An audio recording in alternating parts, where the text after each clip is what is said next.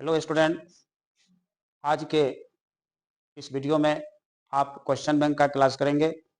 पिछले वीडियो में आपने 2009 से लेकर 2013 तक का क्लास किया था। इस वीडियो में 2015 से लेकर 2017 तक का क्लास आज करेंगे। 2014 में ऑब्जेक्टिव प्रश्न नहीं पूछा गया था, मल्टीपल चॉइस नहीं था, एक नया तरह का पैटर्न आया था जो एक साल में ही चला गया। और 2015 से फिर मल्टीपल चॉइस आ गया और उसी को लेकर के आज हम लोग आगे बढ़ेंगे। 2015 से लेकर के 2017 तक का क्लास हम लोग करेंगे। ठीक है, तो आगे बढ़ते हैं। सबसे पहले फिर एक बार इस पूर्णांक के बारे में बता देते हैं कि यह जो पूर्णांक है वो आपको पहले भी बता दिए कि 28 नहीं समझना है, ये 35 ही समझना है। चलिए अब हम लोग अपने क्वेश्चन की तरफ चलेंगे। क्वेश्चन सबसे पहला क्वेश्चन आ गया आपके सामने। देखिए, ये रिपीट हो गया है क्वेश्चन, पिछले वीडियो में भी आपने पढ़ा था। 96,500 कूलम विद्युत CuSO4 के विलयन से मुक्त करता है। अगर आप पिछला वीडियो पढ़े देखे होंगे तो आपको हमने बना दिया था ये सवाल 31.76, यानी बी आंसर होगा इसमें, 31.76 आंसर आएगा। चलिए इस पर क्योंकि आपको पहले से मालूम है इसलिए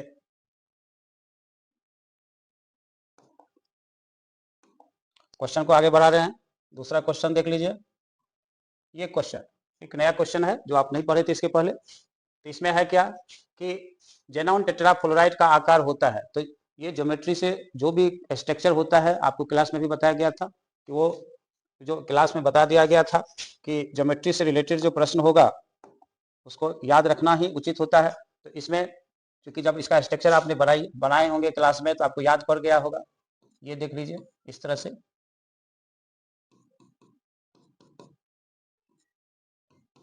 इस तरह से। और जेनॉन का 8 होता है तो आप देख लीजिए 4 इलेक्ट्रॉन गया है तो रेस्ट इसके पास कितना बचा हुआ है, 4 बचा हुआ है। बॉन्डिंग में जो नहीं गया है ये स्क्वायर प्लेनर डिजाइन होगा इस तरह से। तो ये इसका आंसर हो गया। चलिए आगे बढ़ते हैं।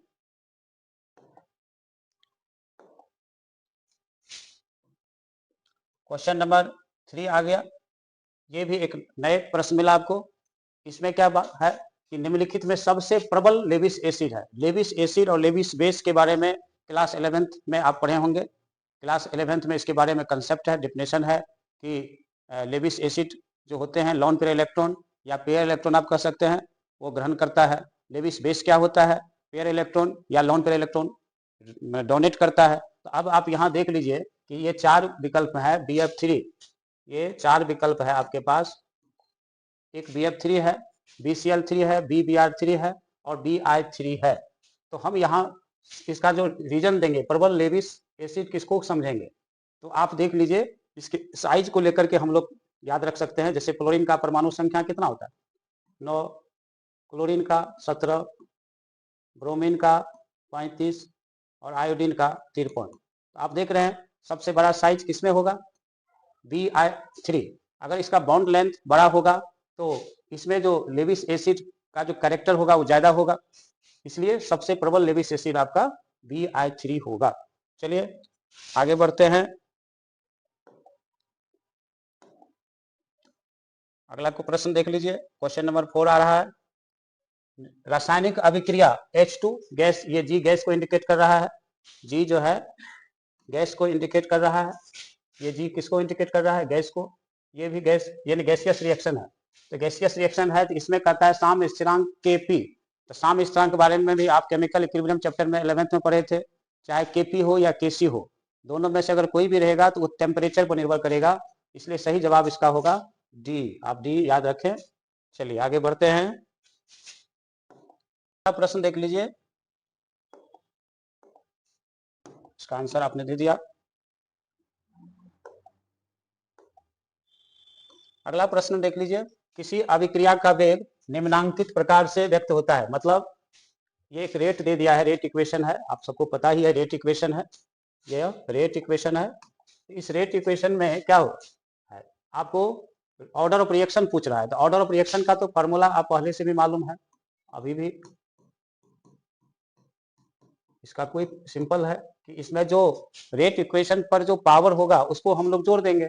तो इस पर पावर 2 है, इस पर पावर 1 है जो छिपा हुआ है, तो यानी 3 हो गया। तो इसलिए सही जवाब हो गया बी नंबर। चलिए आगे बढ़ जाते हैं। क्वेश्चन फिर आ गया, ये रिपीट हो गया। फिर क्वेश्चन देख लीजिए, इसके पूर्व में के वीडियो में आ चुका है ये प्रश्न, आप सॉल्व भी किए हैं। तो इसका भी ये मोलरता पूछ रहा है, तो ये इसका जो सही आंसर होगा, आप इसका सही आंसर ये हो जाएगा। चूंकि इसका फॉर्मूला फिर एक बार लिख देते हैं, मोलरिटी बराबर वेट ऑफ सॉल्यूट बटे मोल वेट ऑफ सॉल्यूट गुना 1000 बटे volume of solution in ml। ये फार्मूला आप यूज कीजिए। तो इसका क्या है कि 2 हो गया, फिर 40 हो जाएगा सोडियम हाइड्रोक्साइड का अनुभाग, फिर 1000 हो गया, और फिर हो गया 200। तो इसको हल कर लीजिएगा तो आ जाएगा 0.5। चलिए फिर हम लोग क्वेश्चन को देख लीजिए। 7 नंबर प्रश्न आ गया, ये भी रिपीटेड प्रश्न हो गया, क्योंकि इसके पहले वाले वीडियो में भी आप देखे होंगे ये क्वेश्चन आया हुआ था। ये निम्नलिखित में कौन हाइड्रोजन बॉन्ड नहीं बनाता है? तो इसका जो हमने कंसेप्ट दिया है वो आपको डेफिनेशन से याद रखना होगा। हाइड्रोजन बॉन्ड का कंडीशन क्या है? ये ऑक्सीजन से, नाइट्रोजन से या फ्लोरीन, ये 3 में से किसी एलिमेंट से अगर जुड़ा हुआ रहेगा तो उसमें हाइड्रोजन बॉन्ड होगा। तो आप देख सकते हैं ये तीनों ए भी जुड़ा हुआ है, ए में भी ए में नाइट्रोजन हाइड्रोजन है, बी में हाइड्रोजन ऑक्सीजन है, और डी में हाइड्रोजन फ्लोरीन है। इसका सही जवाब हो गया सी। चलिए रिपीटेड प्रश्न हो गया, पहले भी आया हुआ है। चलिए फिर आगे बढ़ जाते हैं। ठीक है, ये क्वेश्चन नंबर देखिए 8 आ गया, ये भी रिपीट हो गया प्रश्न। इसमें क्या है कि आप जो है हीलियम का मुख्य स्रोत है हवा, रेडियम, मोनाजाइट, जल बताए थे पहले पिछले वीडियो में भी। ये मोनाजाइट होगा क्योंकि इसमें हीलियम पर्याप्त मात्रा में मौजूद रहता है। सही जवाब हो गया सी। चलिए आगे बढ़ते हैं। क्वेश्चन नंबर 9 देख लीजिए, इसमें क्या आ रहा है? निम्नलिखित में कौन सा धातु साधारण तापक्रम पर द्रव होता है? तो आप जान लीजिए इसमें क्या होगा। ये टाइपिंग मिस्टेक है, पारा समझना है, ये पारा है। अब पारा को क्या कहते हैं? मरकरी। तो ये सही जवाब क्या होगा? ये Hg, जो साधारण ताप पर द्रव होता है। चलिए आगे बढ़ते हैं। क्वेश्चन नंबर 10 देख लीजिए, अब आपके सामने 10 नंबर प्रश्न आ रहा है। निम्नलिखित में सबसे कम भास्मिक है, सबसे कम भास्मिक है। तो आप देखिए सबसे कम भास्मिक का हम पता करेंगे। तो इसमें आप देखिए क्लोरीन, क्लोरीन परमाणु संख्या को अगर लेते हैं तो इसका 17 होता है, ब्रोमीन को लेते हैं 35 होता है, आयोडीन को लेते हैं तो 53 होता है, आप फ्लोरीन को लेते हैं तो 9 होता है। तो सबसे छोटा बॉन्ड लेंथ किसका होगा? NF3 में होगा। और NF3 में ये भी मालूम होना चाहिए कि F जो है मोस्ट, F क्या है? मोस्ट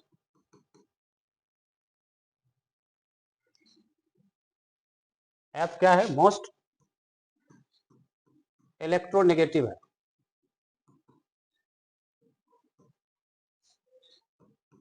सबसे अधिक इलेक्ट्रोनेगेटिव फ्लोरीन होता है, इसलिए इसमें सबसे कम बेसिक कैरेक्टर होगा, क्योंकि इलेक्ट्रॉन को आसानी से छोड़ेगा ही नहीं, इलेक्ट्रॉन को आसानी से छोड़ेगा नहीं, जिसके कारण इसका जो बेसिक कैरेक्टर होगा वो सबसे कम हो जाएगा। तो सही जवाब हो गया डी। चलिए क्वेश्चन को आगे कर रहे हैं। 11 नंबर प्रश्न देख लीजिए, ये बहुत सिंपल प्रश्न है, सबको पता है। एस्ट्रोसोफोर, एस्ट्रोसोफोर क्या है? अम्ल है, अम्ल है। चलिए आंसर मार दीजिए अम्ल। फिर प्रश्न को आगे बढ़ाइए।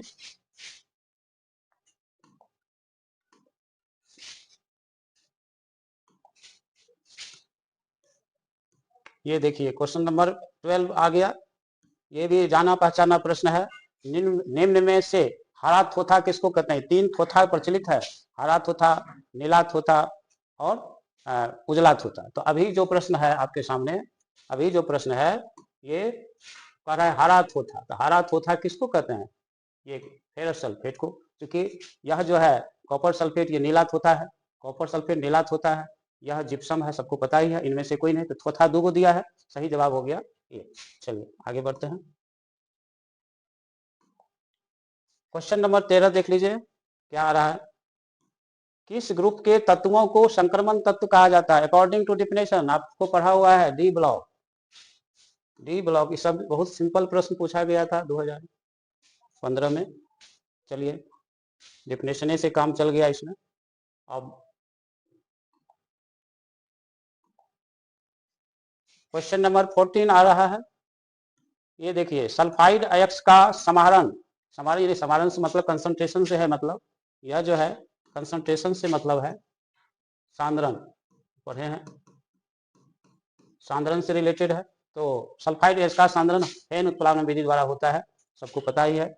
सांद्रण का इसमें जो है सबसे मुख्य प्रोसेस माना जाता है सल्फाइड अयस्क के लिए, और सल्फाइड अयस्क जो भी जितने भी होते हैं सबको हेन उत्प्लावन विधि द्वारा सांद्रण किया जाता है। चलिए आगे बढ़ते हैं। क्वेश्चन नंबर 15 देख लीजिए। ठीक है, अब देखिए क्वेश्चन नंबर 15 आ गया। क्वेश्चन नंबर 15, आप सोडियम आवर्त सारणी में किस ग्रुप का सदस्य है? तो ये तो ग्रुप का पता, तो बैलेंस जैसे आप विन्यास लिखिएगा, सोडियम का विन्यास लिख लीजिए 1s2 2s2 2p6 3s1। तो अंतिम इलेक्ट्रॉन देखिए, अंतिम इलेक्ट्रॉन जो अंतिम कक्षा में है, तीसरे नंबर कक्षा में, वो ग्रुप को इंडिकेट करता है। ये ग्रुप इसका क्या हो गया?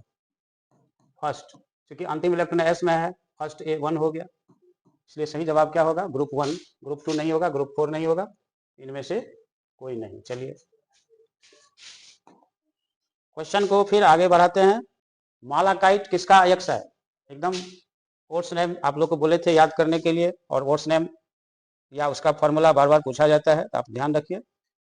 ये कोर्स मालाकाइट कॉपर का है, इसमें विकल्प लोहा है, कॉपर है, जिंक है, सिल्वर है, लेकिन सही आंसर कॉपर होगा। चलिए आगे बढ़ते हैं। क्वेश्चन नंबर 18 आ गया, 18। कॉपर पेराइट, पिछले वीडियो में भी आया था प्रश्न। कॉपर पेराइट का सूत्र है, कॉपर पेराइट का सूत्र है, कौन होगा? CuFeS2। चलिए सूत्र सब तो याद करना पड़ता है, याद करते जाइएगा तो आसान होगा ये सब।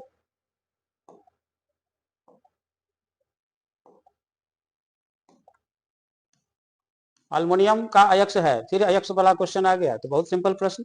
अल्युमिनियम ए में है बॉक्साइट, ए में है बॉक्साइट, बी में हेमाटाइट, सी में डोलामाइट, इनमें से कोई नहीं, तो अल्युमिनियम बॉक्साइट का अयस्क, बॉक्साइट अल्युमिनियम का अयस्क है। हेमेटाइट जो है ये लोहा का है, डोलामाइट ये मैग्नीशियम का है, कैल्शियम का है, तो इसमें ये हो गया अल्युमिनियम का अयस्क कौन हो गया? बॉक्साइट। चलिए ये देखिए फिर आ गया, ये भी रिपीटेड प्रश्न है, पिछले वीडियो में भी आया था कि ये K4FeCN6 डबल साल्ट, जटिल लवण, अम्ल, भस्म, विकल्प देख लिए हैं आप। तो इसका सही जवाब क्या है? ये कॉम्प्लेक्स साल्ट है। डबल साल्ट में दो साल्ट, उसमें जब इसमें दो को साल्ट आएगा, दो साल्ट आएगा तब होगा डबल साल्ट, लेकिन यहाँ क्या है? कॉम्प्लेक्स है, क्योंकि सेंट्रल मेटल आयन लिगेंड्स से जो भी कंपाउंड बनता है वो कॉम्प्लेक्स कंपाउंड ही होता है। चलिए आगे बढ़ते हैं। ये 21 नंबर का प्रश्न देखिए, 21 नंबर का प्रश्न क्या आ रहा है? बहुत सिंपल प्रश्न है। एल्किन का समान सूत्र, एल्किन, एल्किन का समान सूत्र, तो ये आप देख रहे हैं ई वाला है, तो ये हो जाएगा, ये तो अल्किन का हो गया, तो अल्किन का फॉर्मूला याद रख लीजिएगा, CnH2n होता है, ये अल्केन का है। चलिए आगे बढ़ते हैं।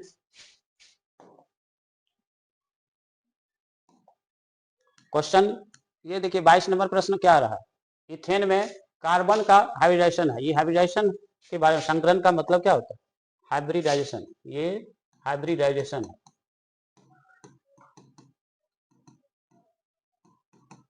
हाइब्रिडाइजेशन पूछा जा रहा है इथेन में,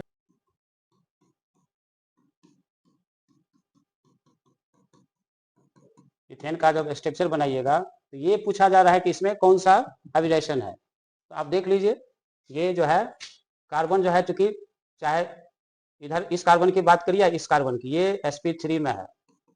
क्यों हो गया sp3? क्योंकि ये इसका चारों वैलेंसी केवल सिंगल बॉन्ड से जुड़ा हुआ है और 4 सिग्मा बॉन्ड है, तो ये सिग्मा बॉन्ड 4 है, अब लोन पेयर है नहीं, तो sigma bond plus lone pair is equal to hybrid orbitals, तो यहाँ आप देख रहे हैं sp3 ही होगा। चलिए आगे बढ़ते हैं, ये क्वेश्चन देख लीजिए, तो आपने आंसर कर दिया। चलिए आगे बढ़ते हैं। ये क्वेश्चन, कैल्शियम फॉर्मेट का ड्राई डिस्टिलेशन करने पर कैल्शियम फॉर्मेट, देखिए 3 बात हमेशा याद रखना है। कैल्शियम फॉर्मेट को जब गर्म कीजिएगा तो फॉर्मल्डिहाइड बनेगा, कैल्शियम एसीटेट को जो गर्म कीजिएगा तो एसीटोन बनेगा, और कैल्शियम फॉर्मेट और कैल्शियम एसीटेट को जो मिश्रण को गर्म कर दोगे एसीटल्डिहाइड बनेगा। तो यहाँ कह रहा है कैल्शियम फॉर्मेट, ध्यान देना है, कैल्शियम फॉर्मेट है, इसलिए आपका सही जवाब देखिए ए में है फॉर्मल्डिहाइड है, बी में फॉर्मिक एसिड है, सी में एसिटिक एसिड है और डी में एसिटल्डिहाइड है। इसलिए रिएक्शन से जुड़ा प्रश्न है, आप याद कर लीजिएगा इसको। चलिए आगे बढ़ते हैं, क्वेश्चन को देखिए, 24 नंबर प्रश्न आ गया। इस प्रश्न में क्या कर रहा है, समान ताप एवं दाब पर किसी गैस के 1 मोल का आयतन, किसी गैस के 1 मोल का आयतन, ये इस पर ध्यान रखना है। 1 मोल का आयतन पढ़ा हुआ ही है सबको, इसमें 11.2 लीटर है, 22.4 लीटर है, सी में 10.2 लीटर है, 22.8 लीटर है, लेकिन सही जवाब क्या हो गया 22.4 लीटर। एवोगाड्रो साहब के ये अति पर है, कंसेप्ट पर है, मोल कंसेप्ट में आप पढ़े होंगे 11th में। चलिए आगे बढ़ते हैं, क्वेश्चन देखिए फिर 11 से जुड़ा हुआ बहुत सिंपल प्रश्न आ रहा है। एवोगाड्रो नंबर बराबर होता है, एवोगाड्रो नंबर बराबर होता है, तो ये 6.022 गुना 10 पावर, तो इस वैल्यू को आप देख रहे हैं हर जगह, फिजिक्स केमिस्ट्री हर जगह यूज होते रहता है। चलिए आगे बढ़ते हैं, 26 नंबर प्रश्न आ गया। 26 नंबर के प्रश्न में क्या कहता है, इथाइन, इथाइन यानी एसिटिलीन के बारे में बात हो रही है, एसिटिलीन, और इसका स्ट्रक्चर आप देख लीजिए, ये हो गया। इसमें पूछ रहा है कि पाई बॉन्ड की संख्या, तो चाहे बॉन्ड सिंगल हो, डबल बॉन्ड हो, ट्रिपल बॉन्ड हो, तो उसमें प्रत्येक में 1 सिग्मा बॉन्ड होता है। देखिए सिंगल बॉन्ड में केवल ओनली सिग्मा, डबल बॉन्ड में 1 सिग्मा एंड 1 पाई, और ट्रिपल बॉन्ड में 1 सिग्मा एंड 2 पाई। ये कंसेप्ट आप याद रखिएगा, इस तरह का क्वेश्चन बन जाएगा। यहाँ देख रहे हैं इथाइन में पाई बॉन्ड पूछ रहा है, तो पाई, इथाइन में ट्रिपल बॉन्ड यूज हुआ है, इसलिए पाई बॉन्ड की संख्या 2 होगा। चलिए आगे बढ़ते हैं, ये क्वेश्चन 27 नंबर प्रश्न देख लीजिए। आधुनिक आवर्त सारणी, आधुनिक आवर्त सारणी किसने बनाया, इसमें से कोई नहीं बनाया, डेबोनियर, मेंडल, इनमें से कोई नहीं, क्योंकि अब आधुनिक आवर्त सारणी जो है मोसले के नियम पर आधारित है, और मोसले का इसमें रेफरेंस नहीं है, मोसले विकल्प में नहीं दिया गया है, इसलिए इसका सही जवाब क्या होगा, इनमें से कोई नहीं। चलिए ये क्वेश्चन देख लीजिए, क्वेश्चन 28 नंबर का प्रश्न आ गया। इसमें कहता है क्या कि निम्न में कौन क्षारीय भूमिज तत्व है। क्षारीय भूमिज तत्व क्या हुआ, अल्केलाइन, अल्केलाइन अर्थ मेटल्स को कहा जाता है। तो ये कहाँ है, ये है आवर्त सारणी के ग्रुप 2 में, ये ग्रुप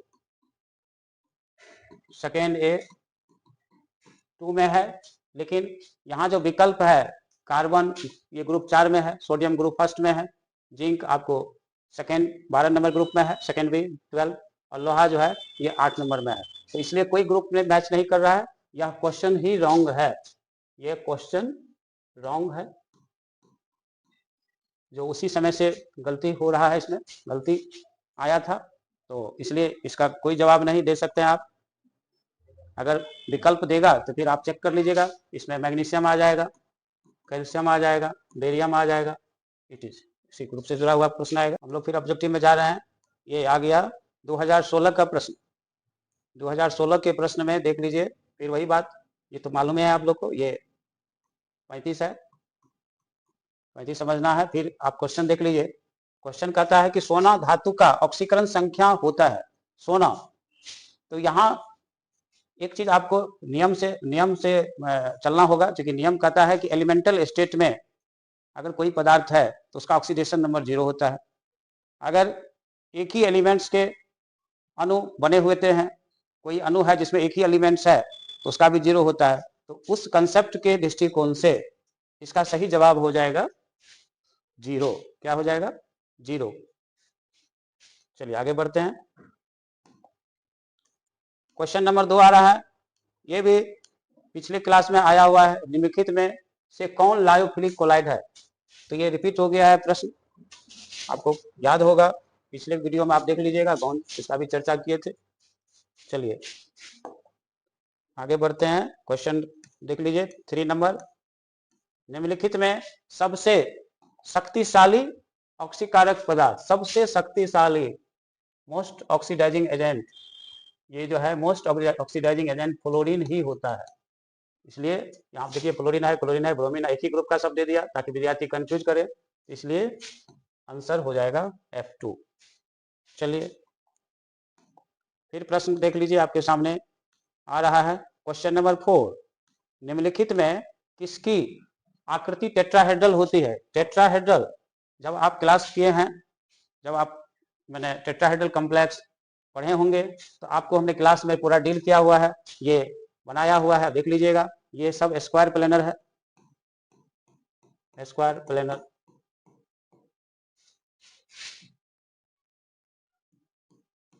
स्क्वायर प्लेनर है और यह जो है टेट्राहेड्रल।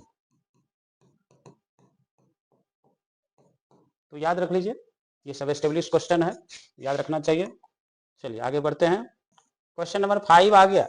क्वेश्चन नंबर 5 में कहता है प्रथम कोटि प्रतिक्रिया के लिए T½ का मान होता है। तो इसका तो एक्सप्रेशन आप निकाले हुए हैं क्लास में, 0.693/K होगा, इसलिए आप बनाए हुए हैं, क्लास में भी बना हुआ है, आप देख लीजिए, हाफ लाइफ पढ़े हैं वहां से। चलिए आगे बढ़ते हैं। 6 नंबर देख लीजिए आप। कहता है फैराडे का विद्युत अपघटन नियम निम्नलिखित में से किससे संबंधित है? तो धनायन के परमाणु भार से, नो। धनायन की गति से, नो। ऋणायन के गति से, नो। सही जवाब क्या होगा? इलेक्ट्रोलाइट के समतुल्य भार से। चलिए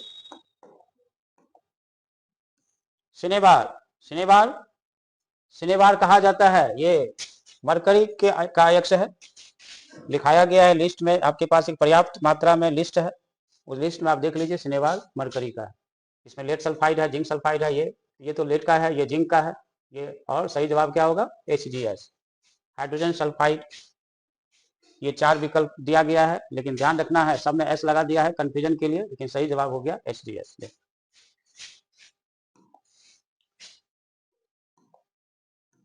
क्वेश्चन आगे आ रहा है, 8वां प्रश्न देख लीजिए।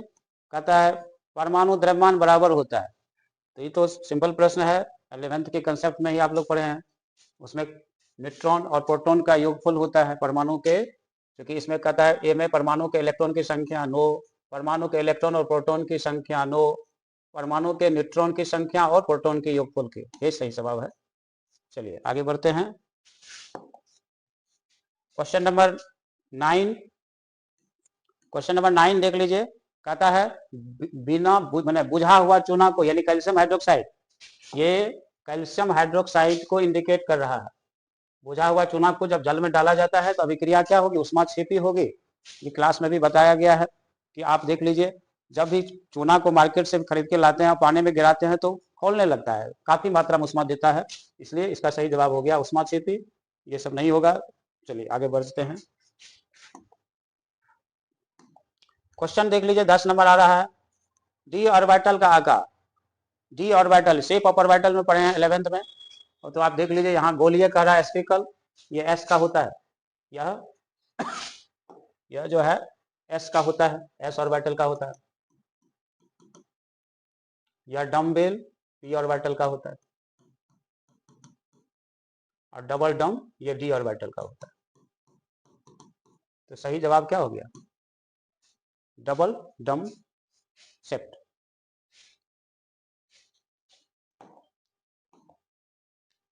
ये बहुत सिंपल प्रश्न फिर आ गया आपके सामने।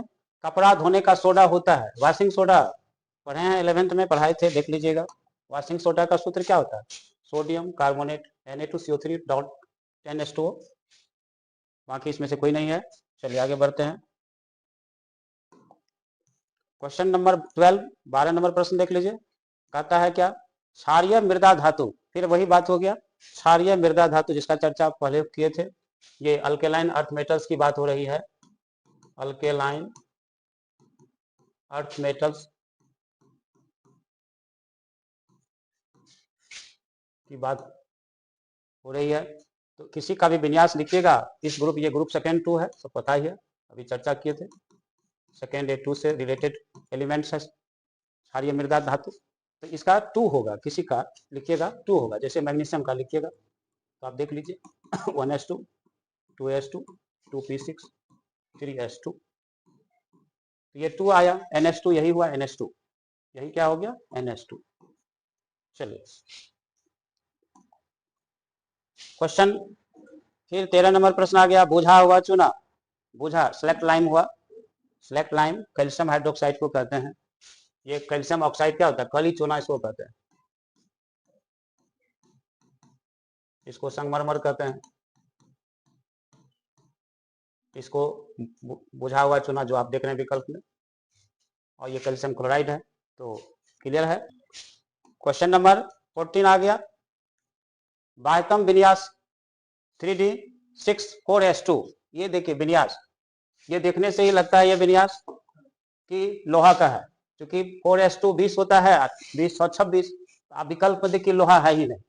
यह भी रॉन्ग क्वेश्चन है जो पूछा गया था, ये भी, ये देख लीजिए लोहा का होगा, लेकिन लोहा विकल्प में नहीं है, इसलिए इनमें से न ये सही है, न ये सही है, कोई सही नहीं है, चारों गलती है। समझ गए? चलिए क्वेश्चन ही रॉन्ग था। जब इस तरह का प्रश्न आएगा तो आप समझ लीजिएगा। चलिए आगे बढ़ते हैं। 15 नंबर आ गया। बोरेक्स का रासायनिक नाम क्या है? Sodium tetraborate. Sodium tetraborate formula भी आपके नाम सुने होंगे, Na2B4O7 होता है। चलिए ये याद रखिएगा, सोडियम मेटाबोरेट नहीं है, बोरेक्स का ये है, बोरेक्स, इसको कहते हैं बोरेक्स। चलिए क्वेश्चन आ गया ये रिलेशन वाला। रिलेशन में क्या कहता है? बोरन, बोरन विकर्ण संबंध। विकर्ण संबंध आप इस तरह से 11th में पढ़े होंगे। ये बोरन किस तरह का, ये सिलिकॉन से इस तरह का ये जो रिलेशन होता है, क्योंकि ये अलग अलग ग्रुप से डायगोनल रिलेशन अलग अलग ग्रुप के एलिमेंट के बीच होता है। तो ये बोरन जो है ये तीसरे ग्रुप का एलिमेंट है, थर्ड ग्रुप का है। सिलिकॉन जो है ये 4 ग्रुप का है। तो इस तरह से ये इसका संबंध होता है बोरन का सिलिकॉन से। चलिए डायगोनल रिलेशन इसी कहते हैं, कोना कोने तीर अगर लगाइएगा एक ग्रुप का दूसरे ग्रुप से, तो अपने पोजीशन के हिसाब से ये लगेगा कि डायगोनल बना रहा है, मतलब विकर्ण की तरह दिख रहा है, इसलिए इसका संबंध रखा गया है नाम विकर्ण संबंध। चलिए क्वेश्चन नंबर आ गया ये 17। उष्मा और विद्युत का अच्छा चालक कौन है?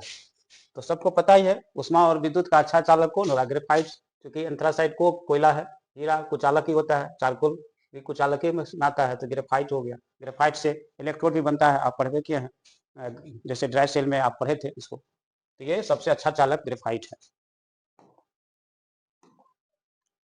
क्वेश्चन 18 नंबर आ गया। इसमें कहता है निम्नलिखित अपरूपों में कार्बन का सर्वाधिक प्रतिशत यानी सबसे ज्यादा कार्बन किसमें है? कार्बन का सर्वाधिक प्रतिशत पूछ रहा है। कास्ट चारकोल, नमी आ, उसमें नमी आ जाता है, कोकोनट में भी होगा, ग्रेफाइट होगा सही जवाब। ग्रेफाइट 100% कार्बन है। चलिए आगे बढ़ जाइए। क्वेश्चन नंबर 19, इसमें हीरे में कार्बन का हाइब्रिडाइजेशन पूछ रहा है, हीरे। तो आप देख लीजिए डायमंड का जब स्ट्रक्चर देखिएगा तो आप ये इस तरह से एक नेट की तरह दिखेगा, इसमें कार्बन की चारों वैलेंसी संतुष्ट होती है, प्रत्येक कार्बन 4 सिंगल बॉन्ड से जुड़ा होता है आपस में, इसलिए ये इसमें sp3 होगा, क्योंकि सब सिंगल बॉन्ड है, सिग्मा बॉन्ड ही है, न लॉन पेयर है न डबल बॉन्ड है, इसलिए सही जवाब होगा sp3।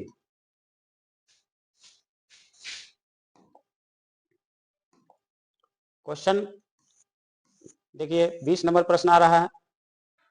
20 नंबर प्रश्न क्या कहता है, कार्बनिक यौगिकों में तत्व उपस्थित होना चाहिए। कार्बनिक और यौगिक में कार्बन तो होगा ही, हाइड्रोजन भी रहता है, लेकिन जब कार्बन रहेगा और हाइड्रोजन भी रहेगा तो आप सही जवाब कार्बन ही सिलेक्ट करेंगे, क्योंकि बिना कार्बन का कोई कार्बनिक यौगिक नहीं हो सकता है।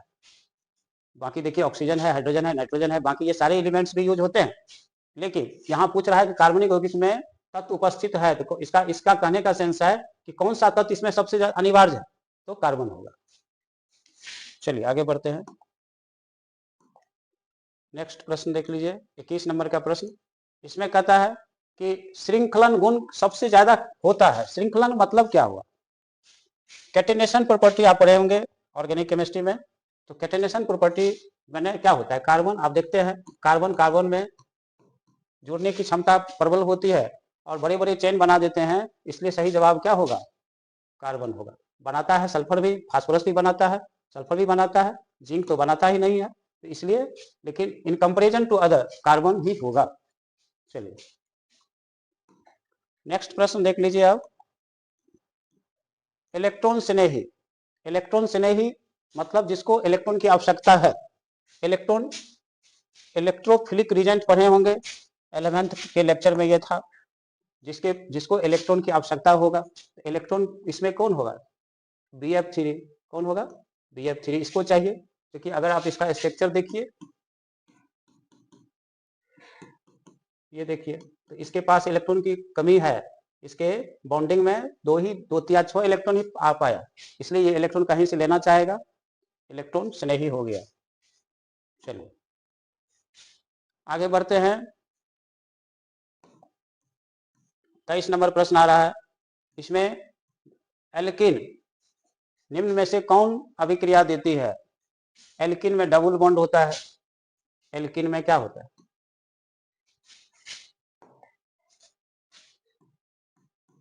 डबल बॉन्ड होता है।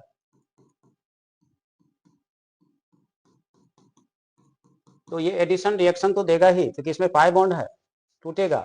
लेकिन कभी कभी देखा गया है कि यह हाइड्रोजन को भी डिस्प्लेसमेंट कर सकता है। अगर कोई इसे रिएक्शन होगा तो इसका सही जवाब इसमें आप सी दे सकते हैं, क्योंकि ये ज्यादातर एडिशन रिएक्शन दिखाता है, कुछ केस में प्रतिस्थापन भी दिखा देता है, इसलिए सही जवाब सी दे दीजिए।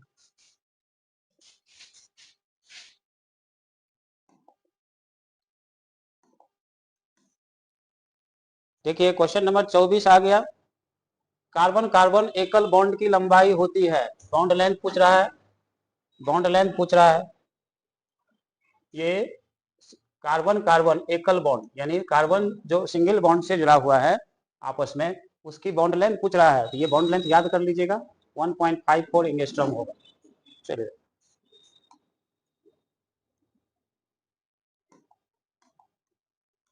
कार्बन की वैलेंसी, बहुत सिंपल प्रश्न सब आ गया। कार्बन की वैलेंसी 4 होती है, सबको पता ही है। वैलेंस इलेक्ट्रॉन इसका निकालिए, 4 आएगा, 1s2 2s2 2p2। तो आप देख लीजिए दोनों को मिला के 4 इलेक्ट्रॉन हुआ, तो यानी वैलेंस इलेक्ट्रॉन या वैलेंसी जो कहिए, ये इसका क्या हो गया, 4 हो गया। क्वेश्चन नंबर 26 देख लीजिए। कहता है कार्बनिक ठोस की शुद्धता का लक्षण है। कार्बनिक ठोस की शुद्धता का लक्षण है, प्योरिटी के संदर्भ में बात हो रही है। प्योरिटी शुद्धता कैसे नापेंगे, तो जब दो ऑर्गेनिक सॉलिड को अगर आप उसका मेल्टिंग पॉइंट को आधार बना करके उसके प्योरिटी को आंक सकते हैं, तो इसलिए सही जवाब इसका क्या होगा, क्योंकि सॉलिड है तो सॉलिड है, इसलिए इसमें गलनांक होगा। क्वथनांक लिक्विड के लिए आता है, गलनांक है ये बी होगा। चलिए फिर देख लीजिए प्रश्न, नेक्स्ट प्रश्न देख लीजिए। समुद्री जल में पाए जाने वाला तत्व है। यहाँ भी एक प्रश्न जो आपको कंफ्यूजन के लिए डाल दिया गया है, कि विद्यार्थी इसमें कंफ्यूज करे, क्योंकि सबको पढ़ा है कि मैग्नीशियम का लवण भी रहता है समुद्र के जल में, सोडियम का भी रहता है, तो आयोडीन भी रहता है, लेकिन इनमें से कोई ने भी दिया है। तो चूंकि समुद्र के जल से आप आयोडीन प्रचुर मात्रा में प्राप्त करते हैं, आप पढ़े हैं लेक्चर में, तो आप सही जवाब इसका आप आयोडीन दे सकते हैं। चलिए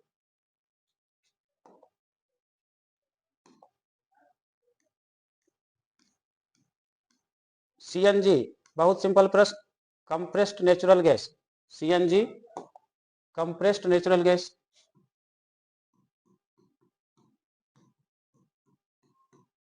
कंप्रेस्ड नेचुरल गैस इसका फुल फॉर्म है। तो इसमें मीथेन होता है, याद रख लीजिए, एस्टेब्लिश क्वेश्चन है। चलिए 2017 का प्रश्न आ गया। फिर आप देख लीजिए, ये उसमें भी 28 से पूछा गया था, जो 35 है, कई बार बोल चुके हैं इस पर। चलिए अब जो है यहाँ प्रश्न देख लीजिए, पहला प्रश्न आ रहा है इसमें, निम्नलिखित में कौन ऑक्साइड धातु की तरह विद्युतीय गुण दिखाता है। तो इस तरह के प्रश्न में क्या होता है कि बॉन्ड का कंसेप्ट होना जरूरी है, क्योंकि देखिए सबसे पहले है कि यह जो ऑक्साइड है, ये सिलिकॉन क्या है, मेटलाइड है, मेटलाइड ऑक्साइड है, मेटलाइड ऑक्साइड है, ये मेटल ऑक्साइड है, मेटल ऑक्साइड है, ये नॉन मेटल ऑक्साइड है।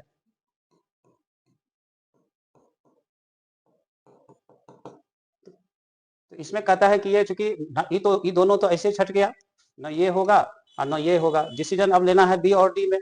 तो बी भी नहीं होगा, बी भी नहीं होगा, क्यों नहीं होगा, क्योंकि आपको पता है कि ये आयनिक बॉन्ड वाला कंपाउंड है और काफी मजबूती से मैग्नीशियम ऑक्सीजन एक दूसरे से जुड़ा होता है। तो ऐसे कंडीशन में इलेक्ट्रॉन मूव नहीं कर सकता है, इलेक्ट्रॉन का मूवमेंट नहीं हो सकता है, क्योंकि बॉन्ड बहुत स्ट्रांग है। तो इन कंपेरिजन टू ऑल सही आंसर हो गया डी, क्योंकि क्रोमियम के दोनों तरफ ऑक्सीजन है और वहां मैग्नीशियम ऑक्साइड की तुलना में यहाँ थोड़ा सा कम फोर्स लगेगा, जिसके कारण यह विद्युतीय गुण प्रदर्शित करेगा, यानी सही जवाब हो गया डी, ध्यान रखिए। चलिए क्वेश्चन को आगे बढ़ाइए, क्वेश्चन नंबर 2 आ गया, निम्नलिखित में कौन बेरबेदार ठोस है, बेरबेदार नॉन क्रिस्टलाइन सॉलिड पढ़े हैं आप, नॉन क्रिस्टलाइन सॉलिड, बेरबेदार का मतलब क्या हुआ, नॉन क्रिस्टलाइन सॉलिड पढ़े हैं। तो इसमें ग्रेफाइट क्या है, क्रिस्टलाइन है, ये नहीं होगा, ये नहीं होगा, क्वार्ट्ज हो जाएगा एक ही बार में, क्रोम भी क्रिस्टलाइन है, ये भी नहीं होगा, ये भी नहीं होगा, तो सिलिकॉन कार्बाइड भी क्रिस्टलाइन है, सही जवाब आपका क्वार्ट्ज हो गया। क्वेश्चन नंबर 3 देख लीजिए, फिर ये प्रश्न आ गया कोलिगेटिव प्रॉपर्टीज, इसका कंसेप्ट हम पिछले वीडियो में भी दे दिए थे। इसका कंसेप्ट क्या दिए थे कि जिस सॉल्यूट के द्वारा, जिस विलय के द्वारा जितना अधिक कण रिलीज होगा, उसके द्वारा कोलिगेटिव प्रॉपर्टी का मान उतना ही अधिक होगा। तो इन कंपेरिजन देख लेंगे, तुलना करेंगे, तो इसमें आप देख लीजिए, इसमें तुलना करेंगे तो इसमें 2 आयन दे देगा, Na+OH- यानी 2 आयन देगा। अगर इसका कंसंट्रेशन इक्वल कर दिया है सब में, कंसंट्रेशन से मतलब नहीं है कुछ इक्वल है, तो आप केवल आयन से काउंट कर लीजिए। यहाँ देखिए 2 आयन सोडियम दे दिया और सल्फेट, ये 3 आयन हो गया। यहाँ देख लीजिए, ये भी एक आयन दे दिया अमोनियम आयन, और एक दे दिया नाइट्रेट आयन, तो ये भी 2 को दिया, और ये भी आपको 2 ही देगा, K+NO3-, ये भी 2 ही देगा। तो आपका जवाब आपके सामने आ चुका है, ये देखिए बी नंबर आंसर सही होगा।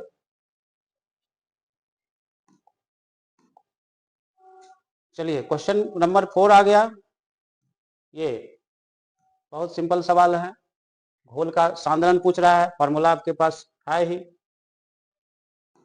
पाई बराबर क्या होता है, CRT, इस फॉर्मूला का यूज करिए, पाई बराबर CRT, तो C निकालिएगा तो पाई बटे हो जाएगा RT, और उसके बाद दोनों का मान रख लीजिए, पाई का मान देने है 0.0821, R भी वही होगा, और टेम्परेचर आपको 300 है। तो इस सबको हल कीजिएगा तो आपका सही जवाब हो जाएगा डी। चलिए क्वेश्चन नंबर 5 आ गया। क्वेश्चन नंबर 5 में एजियोट्रॉपिक मिक्सचर के संदर्भ में दिया गया है। एजियोट्रॉपिक मिक्सचर, ये देख लीजिए, एजियोट्रॉपिक मिक्सचर है, एजियोट्रॉपिक मिक्सचर।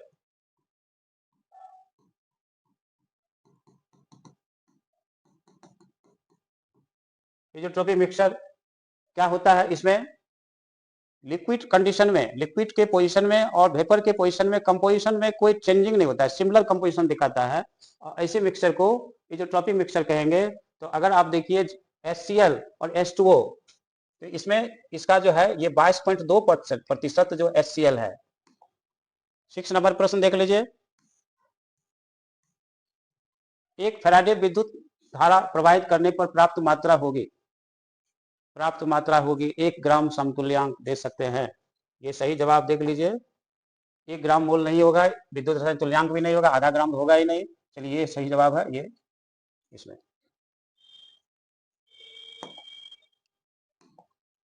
क्वेश्चन नंबर 7 देख लीजिए। किसी वस्तु के यानी पदार्थ के प्रतिक्रिया करने की दर निर्भर करता है। परमाणु भार दे दिया ए में, बी में समतुल्य भार दे दिया, सी में अनुभार दे दिया। लेकिन आप तो पढ़े हैं सक्रिय मात्रा, इसको सक्रिय मात्रा समझना है। सक्रिय मात्रा यानी एक्टिव मास पर निर्भर करेगा ये। तो ये सही जवाब हो गया सक्रिय भार। चलिए क्वेश्चन, नेक्स्ट क्वेश्चन देख लीजिए। 8 नंबर प्रश्न देख लीजिए, ये आ गया। शून्य कोटि अभिक्रिया के लिए, जीरो ऑर्डर रिएक्शन के लिए टी हाफ जो है, ये जो T half directly proportional to the initial concentration, तो ये जो है गया 4 जीरो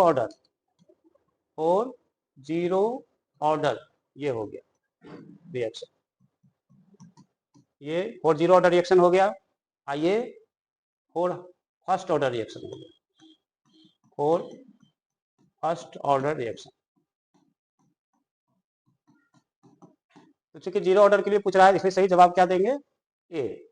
चलिए, क्योंकि आपके सिलेबस के हिसाब से फर्स्ट ऑर्डर और जीरो ऑर्डर का ही डिफरेंस किया गया है, इसलिए इसी दोनों पर फोकस करना है, फर्स्ट ऑर्डर और जीरो ऑर्डर। क्वेश्चन नंबर 9 देख लीजिए। 9 क्या कहता है? उत्प्रेरक एक वस्तु है, एक पदार्थ है, सही बात है, जो क्या करता है? उत्पाद के साम्यावस्था सांद्रण को बढ़ा देता है, प्रतिक्रिया के साम्यावस्था स्थिरांक को परिवर्तित कर देता है, साम्यावस्था प्राप्त करने के समय को कम कर देता है, प्रतिक्रिया में ऊर्जा प्रदान करता है। तो आप देख लीजिए, जब कोई कैटेलिस्ट आप डालते हैं, अगर वो फॉरवर्ड रिवर्सिबल रिएक्शन है तो दोनों का रेट जो होगा, फॉरवर्ड बैकवर्ड दोनों का रेट इक्वल चलेगा और तेजी से साम्यावस्था को प्राप्त करने में उसको मदद कर देगा कैटेलिस्ट। इसलिए आप सही जवाब इसमें सी दे सकते हैं, जो साम्यावस्था प्राप्त करने के समय को कम कर देता है। चलिए, जिससे रिएक्शन जल्दी समाप्त होता है। नेक्स्ट,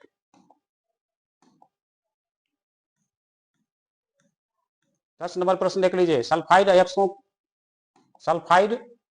अयस्कों को सामान्यतः किससे, माने यहाँ एक डैश छोड़ा गया है, मतलब किस विधि से सांद्रण किया जाता है, किस विधि से पूछ रहा है। तो सल्फाइड पिछले क्लास में भी आ चुका है और आप अभी चर्चा हुआ था, फेनोल्फथालीन विधि होगा सही जवाब। ये देखिए नेक्स्ट क्वेश्चन 11 नंबर। इस तरह का प्रश्न पिछले वीडियो में भी आप देखे हैं।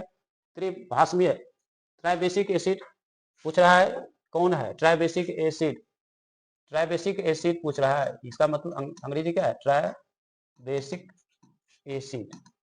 इसका मतलब इसमें 3 POH होना चाहिए, 3 POH बॉन्ड होना चाहिए। तो हो जाएगा, देख लीजिए आप, H3PO4 ट्राइबेसिक, ये हो जाएगा। आप स्ट्रक्चर भी दिखा सकते हैं।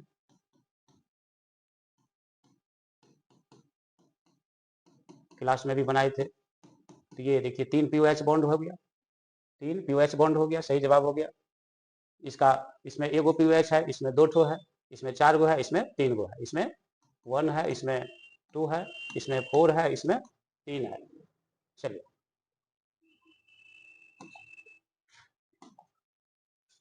नेक्स्ट क्वेश्चन नंबर 12 देख लीजिए। कहता है व्हाइट फास्फोरस P4 अणु में इनमें से क्या सही नहीं है?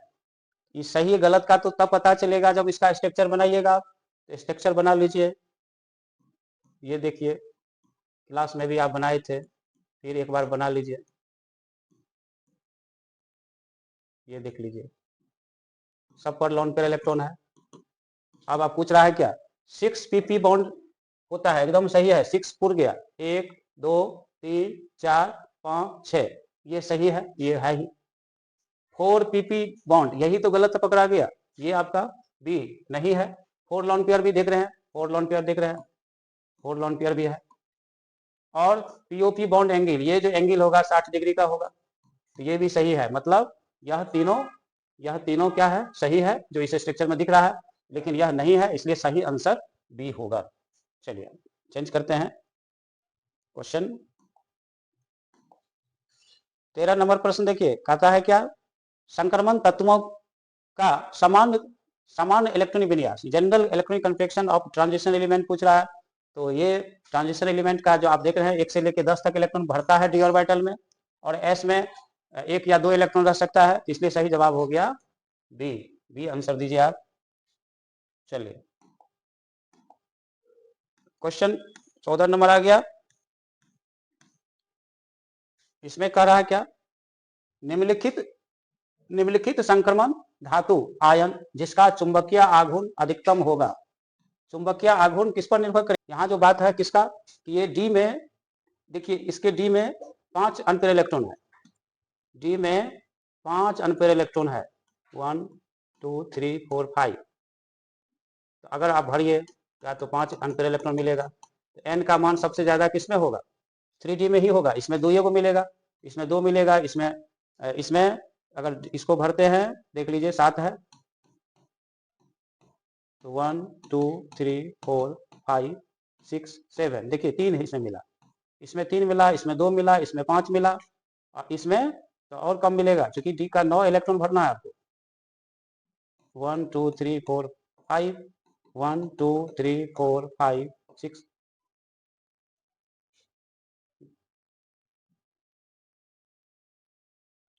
1 2 3 4 5 9 है, 6 7 8 9, देखिए मात्र 1 इलेक्ट्रॉन। तो कहने का मतलब है कि जिसके पास जितना अनपेयर इलेक्ट्रॉन अधिक होगा उसका चुंबकीय आघूर्ण अधिकतम होगा, इसलिए सही जवाब ए होगा। चलिए क्वेश्चन नंबर 15 आ रहा है, 15 नंबर प्रश्न, 15 नंबर प्रश्न आपके सामने आ गया। इस प्रश्न में क्या कर रहा है कि K3CrOX होल 3 ये ऑक्जिलेट आयन है,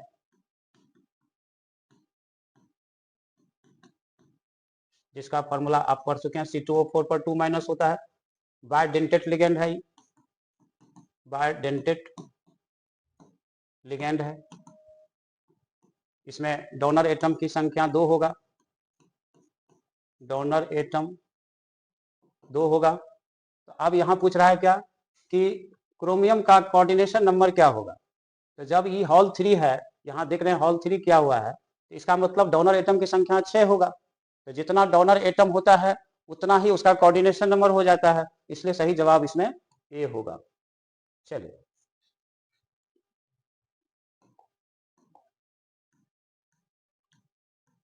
क्वेश्चन फिर आ गया कोऑर्डिनेशन कंपाउंड से, चैप्टर नंबर 9 से जुड़ा प्रश्न है।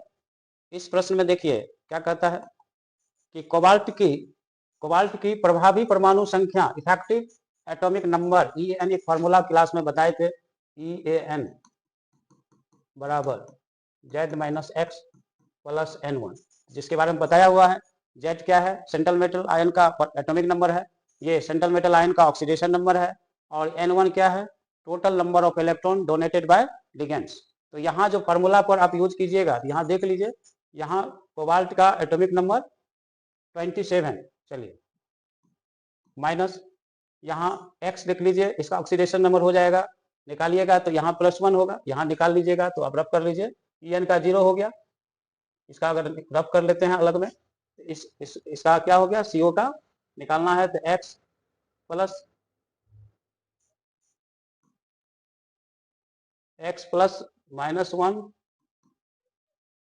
-1 गुना 2 हो गया, अब बराबर हो गया +1। तो यहाँ X -2 बराबर हो गया +1, X बराबर हो गया +3, ये +3 आ रहा है, तो आप 3 कर दीजिए। और टोटल लिगेंड्स इसमें क्या, ये बायोडेंटेट लिगेंड्स है EN, तो बायोडेंटेट लिगेंड्स में 2 डोनर एटम होता है, तो 2 डोनर हो गया, ये 2 गो मोनोडेंटेट हो गया, तो मोनोडेंटेट से 2 डोनर हो गया, और बायोडेंटेट से 2 गो हो गया, 2 दूना 4 2 6, यानी 6 डोनर एटम हो गया, तो 6 जोड़ा इलेक्ट्रॉन ये डोनेट करेगा, प्लस 12 कर दीजिए, 36 आ जाएगा, तो ये आंसर हो गया आपका बी।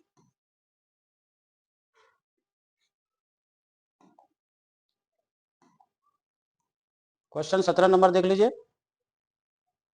ग्रिग्नार्ड रिजेंट बनाने के लिए क्या कहता है, ग्रिग्नार्ड रिजेंट बनाने के लिए ईथर में मैग्नीशियम डालकर किसके साथ प्रतिक्रिया कराते हैं, तो ग्रिग्नार्ड रिजेंट कौन बनाता है, बना सकता है इसमें, ये तो अल्कोहल है, नहीं बनाएगा, ईथेन नहीं बनाएगा, ये बनाएगा, ये भी नहीं बनाएगा, सही जवाब क्या हो गया, सी। चलिए, इथाइल क्लोराइड बनाएगा।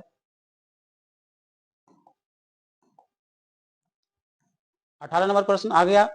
इस प्रश्न में क्या देख रहे हैं, primary secondary and tertiary alcohol में अंतर किसके द्वारा होता है, तीनों के द्वारा हो जाएगा, ऑक्सीडेशन भी होगा, ये भी सही है, ऑक्सीडेशन के द्वारा भी हो जाएगा, ऑक्सीडेशन के द्वारा भी हो जाएगा, ल्यूकस टेस्ट के द्वारा भी होगा, विक्टर मेयर के द्वारा भी होगा, इसलिए सही जवाब क्या हो गया, D.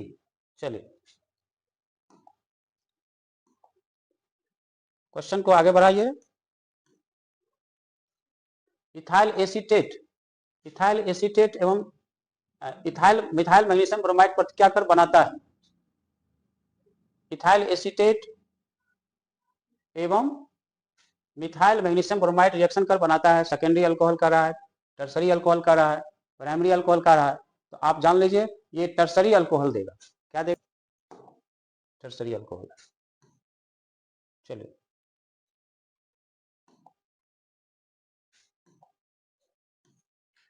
Question number 20, carbonyl group में कार्बन परमाणु होता है, कार्बोनाइल ग्रुप, कार्बोनाइल ग्रुप ये देख लीजिए, ये कार्बोनाइल ग्रुप है। अब इसमें पूछता है क्या, क्या पूछ रहा है, कार्बोनाइल ग्रुप में कार्बन परमाणु होता है, हाइब्रिडाइजेशन पूछ रहा है, तो आप देखिए ये कार्बन इधर डबल बॉन्ड से जुड़ा हुआ है, इधर सिंगल बॉन्ड है, इधर सिंगल बॉन्ड है, एक सिग्मा एक सिग्मा एक सिग्मा 3 सिग्मा, यानी सिग्मा बॉन्ड 3 है, तो जब 3 होगा sp2 है, हाइब्रिडाइज्ड, ये हाइब्रिडाइज पढ़ना है, हाइब्रिडाइज पढ़ना। चलो, क्वेश्चन 21 आ गया। प्रतिक्रिया को कहा जाता है, एक रिएक्शन दे रहे हैं, दे दिया है और पूछ रहा है, ये सारे इंपॉर्टेंट रिएक्शन लिखाया गया क्लास में, जिसको याद रहेगा वो आसानी से पकड़ लेगा, तो ये रोजनमुंड रिएक्शन है, किनेजारो फॉर्मल्डिहाइड देता है, हेलो फॉर्म भी नहीं है, क्लीमेंसन भी नहीं है, रोजनमुंड रिएक्शन आपको ये है, रोजनमुंड रिएक्शन। चलिए, नेक्स्ट प्रश्न, इसमें कहता है निम्नलिखित में कौन किनेजारो रिएक्शन देता है, अभी अभी चर्चा हुआ था किनेजारो का, किनेजारो रिएक्शन कौन देगा, फॉर्मल्डिहाइड देता है, फॉर्मल्डिहाइड देगा, ये सही जवाब है, रिएक्शन से जुड़ा प्रश्न है, याद रखिएगा। चलिए, क्वेश्चन नंबर 23, इसमें कहता है क्या कि भस्म्यता का घटता हुआ क्रम कौन है, घटता हुआ क्रम, तो यहाँ एक कंसेप्ट याद रख लीजिएगा, मोर, ये more alkyl group, more positive inductive effect, more plus I effect, ये कंसेप्ट का उपयोग करके आप जवाब दे सकते हैं, गिव्स मोर बेसिक स्ट्रेंथ, ये कंसेप्ट का उपयोग कर सकते हैं, तो इस कंसेप्ट का उपयोग करेंगे तो सही सीधा जवाब हो गया, ये टर्सरी एमीन है, ये टर्सरी एमीन है, ये सेकेंडरी एमीन है, ये प्राइमरी एमीन है, ये तो अमोनिया ही है, तो सही जवाब हो गया बी। चलिए, 24 नंबर प्रश्न देख लीजिए, ये भी रिएक्शन आ रहा है, एनिलीन और एसिटल्डिहाइड प्रतिक्रिया कर बनाता है, रिएक्शन से जुड़ा जो भी प्रश्न है आप याद करें तो अच्छा है, ये सिफ बेस्ड है ना, सिफ बेस्ड। ये क्वेश्चन देखिए 25 आ गया, निम्नलिखित शुगर में सबसे मीठा पदार्थ कौन है, याद कर लीजिए, सबसे मीठा फ्रक्टोज है, सबसे मीठा कौन है, फ्रक्टोज है, और सबसे कम भी हो सकता है पूछ दे, इसलिए हमने यहाँ मेंशन कर दिया है सबसे कम लैक्टोज, सबसे कम लैक्टोज, ये लिस्ट स्वीटनेस है इसमें, और सबसे फ्रक्टोज जो है मोस्ट स्वीटनेस। तो याद रख लीजिएगा, बहुत अच्छा प्रश्न है। क्वेश्चन नंबर 26 देख लीजिए। 26 क्या कहता है, एंजाइम क्या है। एंजाइम, एंजाइम के बारे में क्लास में भी बार बार बोलते हैं, ये प्रोटीन से बना होता है। आप प्रोटीन सेलेक्ट कर लीजिए आंसर में। पहला ए में कार्बोहाइड्रेट है, बी में लिपिड है, तो डी में उपयुक्त में से कोई नहीं, सही जवाब प्रोटीन है। चलिए क्वेश्चन नंबर 27 देख लीजिए। नेचुरल रबर सबको पता है आइसोप्रीन, इसका राइट आंसर होगा, क्योंकि ये बहुत पॉपुलर प्रश्न है, कई बार पूछा भी गया है। स्टाइरिन, क्लोरोप्रीन, बीटाडाइन, इनमें से कोई नहीं, आंसर सही कौन है, आइसोप्रीन। चलिए लास्ट क्वेश्चन आ रहा है अब। ये देखिए थोड़ा क्वेश्चन में टाइपिंग में मिस्टेक था, तो हमने सुधार कर दिया है, देख लीजिए। टाइफाइड है ये, टाइफाइड, ये टाइफाइड लिखा गया है, टाइफाइड। तो टाइफाइड में जो है, यह जो इसमें मेन क्वेश्चन था उसमें ये टाइपिंग मिस्टेक हुआ है ना। इसका सही जवाब होगा क्लोरम फेनिकॉल। ये ऐसा एंटीबायोटिक है जो टाइफाइड में प्रयुक्त होता है, सही जवाब हो गया ये होगा। इसको याद रख लीजिएगा, इसके जगह पर आप ये सेट कर देना है 2 नंबर पर, बी नंबर। उसका जो विकल्प है गलत है, टाइपिंग के कारण हुआ है। चलिए तो आशा करते हैं कि आप लोग को समझ में आ गया होगा, और इसी तरह से आप वीडियो देखते रहिए, जहाँ भी कन्फ्यूजन हो जाए उसको बार बार निकाल करके देखिए, जिससे परीक्षा की तैयारी में आपको मदद मिले। धन्यवाद।